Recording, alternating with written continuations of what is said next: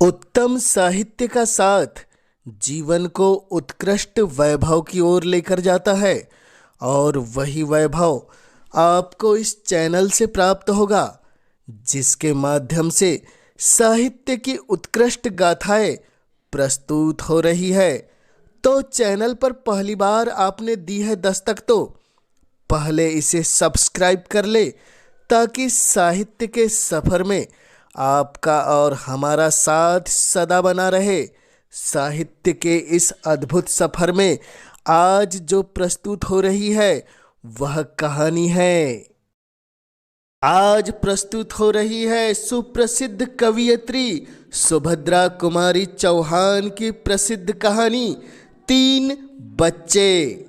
मेरे बच्चों में प्रत्येक ने अपने लिए एक एक फूलों का बगीचा लगाया था। बगीचा क्या, फूलों की छोटी छोटी क्यारियां थी। एक दिन सवेरे हम लोगों ने देखा कि उन क्यारियों में फूल खिल आए हैं। बच्चे ही तो ठहरे, हर एक को अपनी अपनी क्यारी के फूल अधिक सुंदर जान पड़े और इसी बात पर उन लोगों में लड़ाई छिड़ गई। हर एक का कहना था कि उसकी क्यारी के फूल सबसे अधिक सुंदर है। बात बढ़ते बढ़ते फूलों से हटकर दूसरे ही क्षेत्र में जा पहुंची। एक हिटलर बना तो दूसरा मुसोलिनी और तीसरा स्टालिन, और मुझे इन तीनों की मां बनने का सौभाग्य एक साथ ही प्राप्त हो गया। संग्राम में विषैले वाक्यों का प्रयोग होते सुनकर मुझे चौके का काम छोड़ बगीचे की ओर जाना पड़ा। मुझे देखते ही सब एक साथ अपने अपने पक्ष का समर्थन कर न्याय की दुहाई देने लगे। न्याय का कार्य उतना आसान न था जितना एक अदालत के जज का होता है। जज के पथ प्रदर्शक के लिए कानून होते हैं और नजीरे भी, चाहे लकीर की फकीरों में अन्याय ही क्यों न हो जाए, पर उसका मार्ग स्पष्ट रहता है। मेरे सामने कानून था न नजीर, फिर भी मुझे यह लड़ाई समाप्त करनी थी और न्यायपूर्वक। मैं सोच ही रही थी कि निर्णय के लिए जूरी क्यों न नियत कर दिए जाए। इतने में ही बच्चों के काकाजी आते दिखे। चीखना चिल्लाना तो दूर, उन्हें किसी का पंचम स्वर के ऊपर बोलना तक पसंद नहीं है। बच्चों को लड़ते देखकर बोले, अच्छा यह लड़ाई किस लिए है? यदि तुम लोग लड़े भिड़े तो मैं तुम्हारी माँ को सत्याग्रह न करने दूंगा। मेरे हिटलर मुसोलिनी शांत हो गए। माँ के बिना जिन्हें स्कूल जाने तक में कष्ट होता है, माँ के बिना जिनका एक भी काम नहीं हो सकता, वही मेरे बच्चे जिसे चाहते थे कि मैं सत्याग्रह करूं और जेल जाऊं। अब मैंने उनसे पूछा कि कोई शिकायत तो नहीं है, तो सब एक स्वर में बोले, नहीं माँ, सभी क्यारियों के फूल बहुत सुंदर है, तुम सत्याग्रह करो और जल्दी जेल जाओ। हम सब भीतर जाने को उठ ही रही थे कि बाहर से गाने की आवाज़ आई। गाना कोरस में था और स्वर था बच्चों का। भगवान दया करना, इतनी मोरी नैया को पार लगा देना। और अब तो हम सभी दरवाजे की ओर दौड़ पड़े। इसी समय दूसरा पद सुनाई पड़ा, मैं तो डूबत है मछधार पड़ी, मेरी बैया पकड़ उठा लेना। बाहर आकर देखा तीन बच्चे थे, दो लड़कियां और एक लड़का। बड़ी लड़की होगी 10 बरस की, छोटी 8 और 7 के बीच में थी, और लड़का वह बड़ी की गोद में ही था, कोई 5 साल का। हम लोगों को देखते ही उन्होंने गाना बंद करके लड़के को गोद से उतारकर बड़ी ने जमीन से माथा टेक कर हमें प्रणाम किया। उनकी देखा देखी छोटी लड़की और लड़के ने भी जमीन से माथा टेका और तीनों ने अपने चीथड़ों में छिपे हुए पेट को दिखाकर यह बतलाया कि वे भूखे हैं। बड़ी के हाथ में एक झोली थी और छोटी के हाथ में एक टीन का डिब्बा। उन्होंने एक झोली की ओर देखा जो बिल्कुल खाली जान पड़ती थी, फिर हमारी ओर याचना की दृष्टि से देखने लगे। मैंने उनसे कहा, तुम गाती तो बहुत अच्छा हो, और भी कोई गाने जानती हो? बड़ी को बोलते से पहले छोटी बोल उठी, हमें भजन भी आते हैं बड़े मालकिन। और आदेश पाए बिना ही वह दोनों गाने लगी। कमर कस ले रे बिलोची, तेरे संग चलूंगी, तेरे संग चलूंगी रे मैं, तेरे संग चलूंगी। कमर कस ले रे बिलोची, तेरे संग चलूंगी। मेरे साथ चलेगी तो तेरी अम्मा लड़ेगी। हम लोगों को हंसी अब दबाए न दबी। अम्मा के लड़ने की बात सुनते ही वह फूट पड़ी। वे सभी शर्माकर चुप हो गए। उनकी दृष्टि से ऐसा जान पड़ता था कि वे किसी अज्ञात भूल से दुखी हो गए हैं। मैंने हंसी रोककर आश्वासन के स्वर में कहा, बहुत अच्छा गाया। मेरी बात सुनते ही वह फिर बैठकर लगे जमीन से माथा टेकने। मैंने पूछा, तुम्हें क्या चाहिए, पका हुआ खाना या कच्चा? बड़ी ने फिर जमीन से माथा टेक कर कहा, कुछ भी खाने को चाहिए बड़ी मालकिन, कल से कुछ नहीं खाया है। बच्चों से कहा कि इन्हें दो दो पूरियां लाकर दे दो, और मैं अंदर चली गई। बच्चों ने इन्हें कितनी कितनी पूरियां दी यह तो मैं नहीं कह सकती, पर जब चौके में जाकर देखा तो न डिब्बे में एक भी पूरी थी और न कटोरे में तरकारी। दूसरे दिन हम लोग सुबह की चाय पीकर उठने ही वाले थे कि वे बाल गवैये फिर आ पहुँचे। हमें कोमल स्वर में सुनाई पड़ा, सावरिया हमें भूल गई सखी सावरिया, बिंदर बान की कुंज गलिन में बाज रही है बांसुरिया। हमें भूल गई सखी सावरिया, सखी सावरिया। मैंने अपने बच्चों से कहा, कल तुमने उन्हें खूब पूरियां खिलाई थी ना। अब वे सब फिर आ गए, जैसे उनके लिए यहाँ रोज ही पूरियां धरी है। धरी तो है माँ, एक साथ ही बच्चों के मुंह से निकला और सबके हाथ एक साथ ही पूरे की डिब्बे की ओर बढ़े। मैंने उन्हें रोकते हुए कहा, ठहरो ठहरो, रोज रोज उन्हें पूरियां खिलाओगे तो वे दरवाज़ा ही नहीं छोड़ेंगे। उन्हें चावल या आटा देकर जाने को कह दो। एक बच्चा बोल उठा, बेचारे छोटे छोटे बच्चे, न जाने उनकी माँ है भी या नहीं, वे भला कहाँ पकाएंगे। दूसरे ताने के स्वर में कहा, इससे तो यह अच्छा है कि उन्हें कुछ भी न दिया जाए। सबसे छोटा बोला, तुम भी माँ होकर क्या कहती हो माँ, उन बेचारों को भी भूख लगी होगी, हमारे हिस्से का ही दे दो। लड़की सबसे ज़्यादा समझदार थी।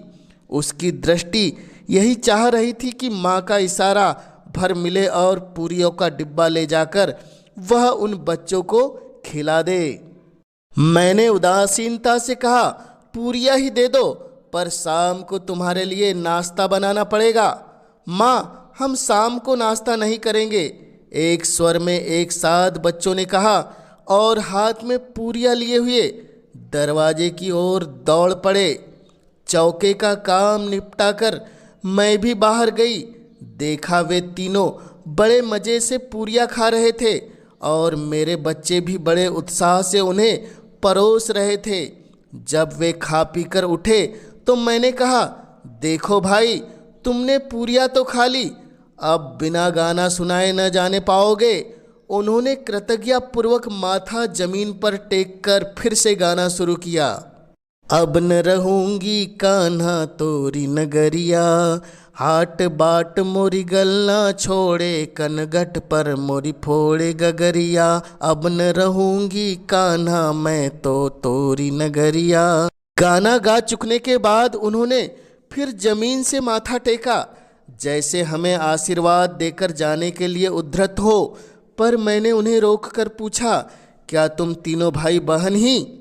हाँ बड़ी मालकिन, बड़ी लड़की ने कहा। मैंने पूछा तुम्हारा नाम क्या है? अपना नाम उसने ईठी, छोटी बहन का नाम सीठी और भाई का नाम प्रेम बतलाया। ईठी सीठी प्रेमा, उनका नाम दोहराते हुए मैंने पूछा, क्या तुम्हारे माँ बाप कोई नहीं है? तुम कल भी अकेले आए थे, आज भी? छोटी लड़की बड़ी तत्परता से बोल उठी, माँ भी है और बाप भी है बड़ी मालकिन, हमारे सब कोई है। कहाँ है तुम्हारे माँ बाप जो तुम्हें इस तरह अकेला फिरने को भेज देते हैं? बाप अमरावती में है और माँ। अमरावती में तुम्हारा बाप क्या करता है? मेरा छोटा लड़का बीच में ही पूछ बैठा। जेल में है छोटे बाबू, बड़ी लड़की ने उत्तर दिया। जेल में है? मैंने कुछ अनास्था से पूछा। जेल कैसे हुई उसे? लड़की बोली, वह दारू जो पीता था और दारू पीकर वह चुप भी नहीं रहता था, दंगा करता था, माँ को मारता था, गाली बकता था और इसलिए वह जेल चला गया, जिसकी वजह से हम लोग ऐसे मारे मारे फिरते हैं। बड़ी मालकिन, पुलिस वालों ने उसे पकड़ लिया और सब लोग कहते हैं पुलिस वालों ने ठीक किया। और तुम्हारी माँ कहाँ है? मैंने पूछा। लड़की बोली, वह भी तो जेल में है और उसी के साथ हमारा सबसे छोटा भाई भी है। वह तो अपने भाई की ओर उंगली से दिखाकर लड़की ने कहा, प्रेमा से भी छोटा है। वह रोता नहीं, इसमें अच्छा है। बेचारे बच्चे, मेरे मुंह से निकल पड़ा। माँ बाप दोनों जेल में हैं और ये अनाथ सड़कों पर भीख मांगते फिरते हैं। मैंने फिर पूछा, तुम्हारी माँ ने क्या किया था?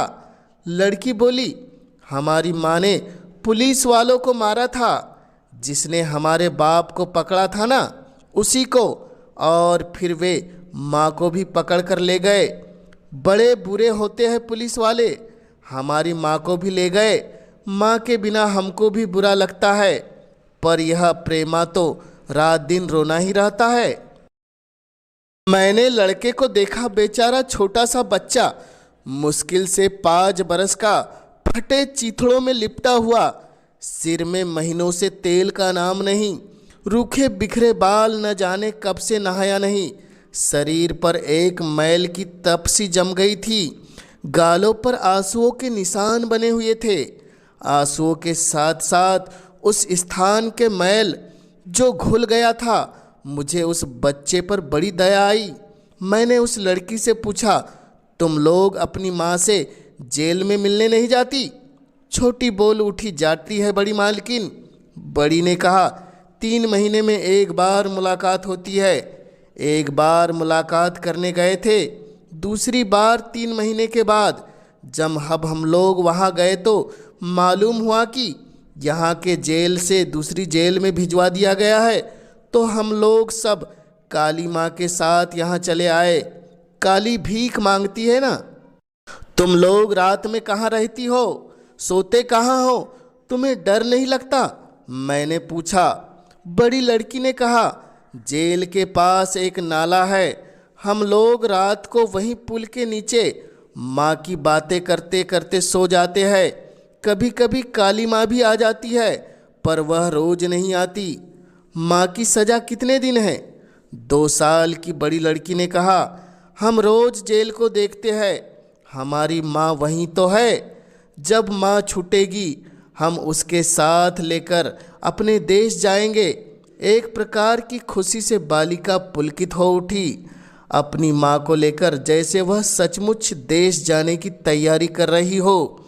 मैंने लड़की से पूछा, तुम लोग नहाती नहीं क्या? संकोच में बड़ी लड़की चुप रही। छोटी ने कहा, हमारे पास दूसरे कपड़े नहीं है ना। मेरा इशारा पाते ही मेरे बच्चों ने अपने पुराने कपड़ों में से उनके पहनने के लिए बहुत से कपड़े ला दिए। मेरा चित्त उदास हो गया। मैं कमरे में बैठकर कुछ सोचने लगी और वे बच्चे कपड़े लेकर खुशी खुशी चले गए। कुछ दूर से गाने की आवाज़ आई, मैं तो डूबत हूँ मझधार पड़ी, मेरी भैया पकड़ उठा लेना। बहुत से सुंदर सुंदर पद पढ़े, लिखे और सुने थे, पर स्वर और आत्मा का ऐसा संयोग तो कहीं नहीं देखा था। शब्द और वस्तु का ऐसा मेल तो कभी चित्रित नहीं हुआ। मैं इन्हें बुलाने के लिए झपटी, परंतु तब वे दूर निकल चुके थे। इस घटना के दूसरे ही दिन मैं भी युद्ध विरोधी सत्याग्रह करके जेल की अतिथि बनी। मेरे और बच्चों ने हंसी खुशी से मुझे विदाई दी, पर सबसे छोटी मीनू बहुत छोटी होने के कारण मुझे छोड़कर घर में नहीं रह सकती थी, अतएव वह मेरे साथ ही हो गई। उस समय जबलपुर जेल में कोई अन्य राजबंदिनी न थी। अकेली होने के कारण मैं अस्पताल में रखी गई।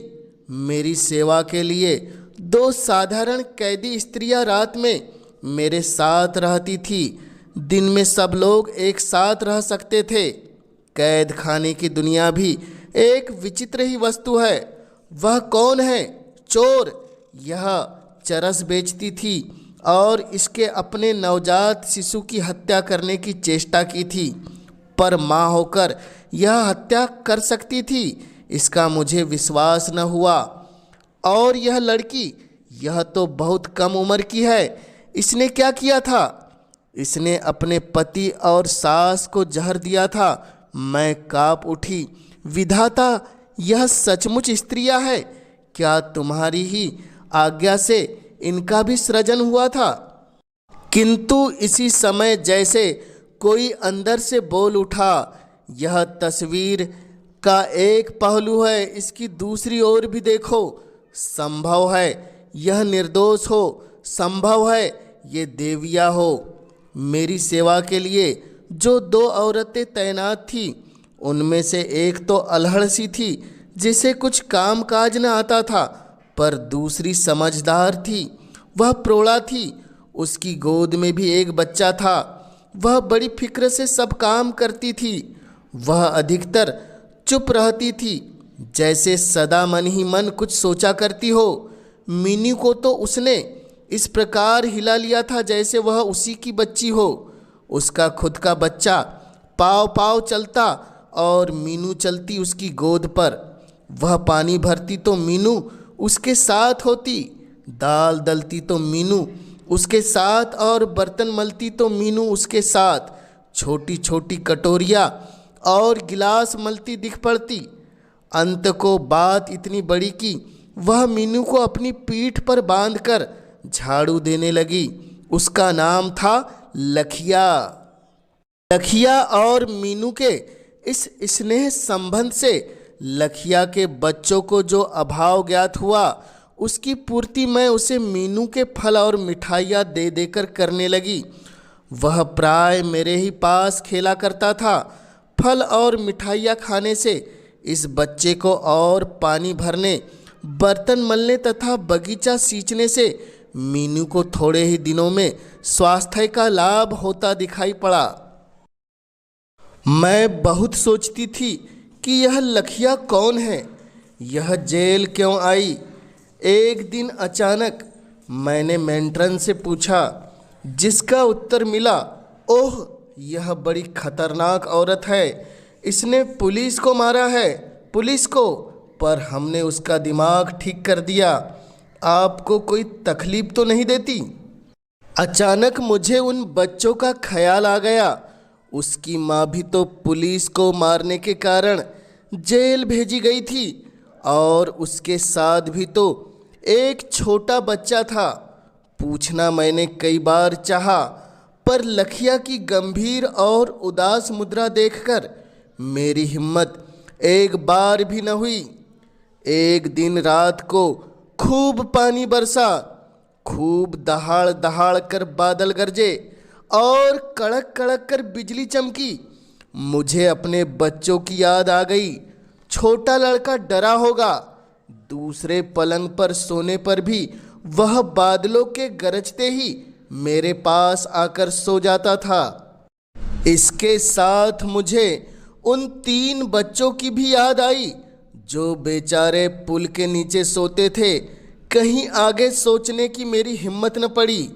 मैं प्रार्थना की, हे ईश्वर, सब माताओं के बच्चों को अच्छी तरह रख और सबके बाद मेरे बच्चों की भी रक्षा कर। जेल में मेरे पास अखबार आया करते थे। जेल की सभी कैदी स्त्रियां लड़ाई की खबरें सुनने को उत्सुक रहा करती थी। उन्हें विश्वास था कि एक दिन ऐसा होगा जब जेल के फाटक टूट जाएंगे और अवधि से पहले ही उनका छुटकारा हो जाएगा। मैं भी उन्हें यूरोप की लड़ाई और भारत के सत्याग्रह की खबरें सुना दिया करती थी। उस दिन शाम को अखबार आया और पढ़ते पढ़ते मेरा जी धक से रह गया। जबलपुर की ही खबर थी।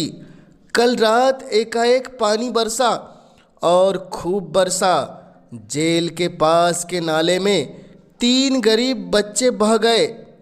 तीनों की लाशें मिली है। बहुत खोज करने पर भी इनकी शिनाख्त नहीं हो सकी। 2 लड़कियां हैं और एक लड़का। ऐसा सुना गया है कि वे गाना गा गा कर भीख मांगा करते थे।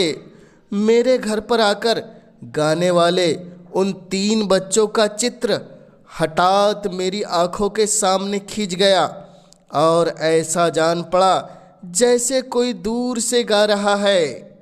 मैं डूबत है मझधार पड़ी, मेरी बैया पकड़ उठा लेना।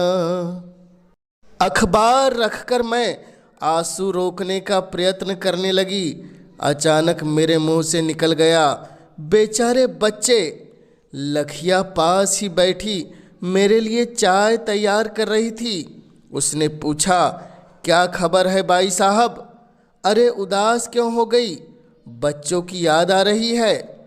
मैं उसे कुछ भी उत्तर न दे सकी।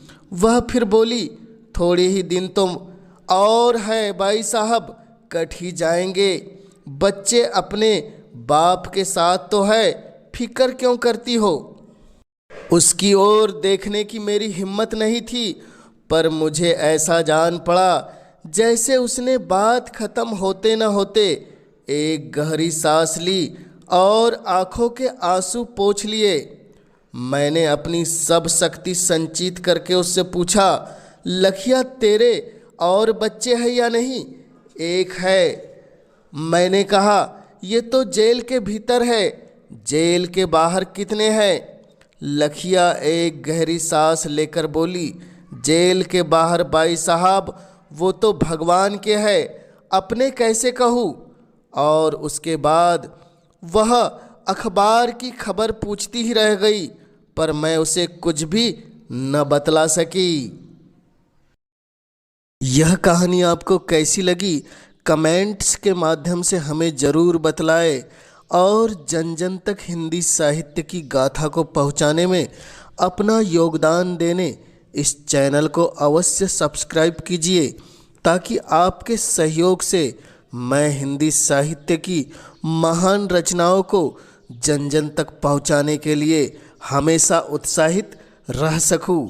आप सभी श्रोताओं का पुनः इस चैनल से जुड़ने के लिए हृदय की गहराई से बहुत बहुत आभार।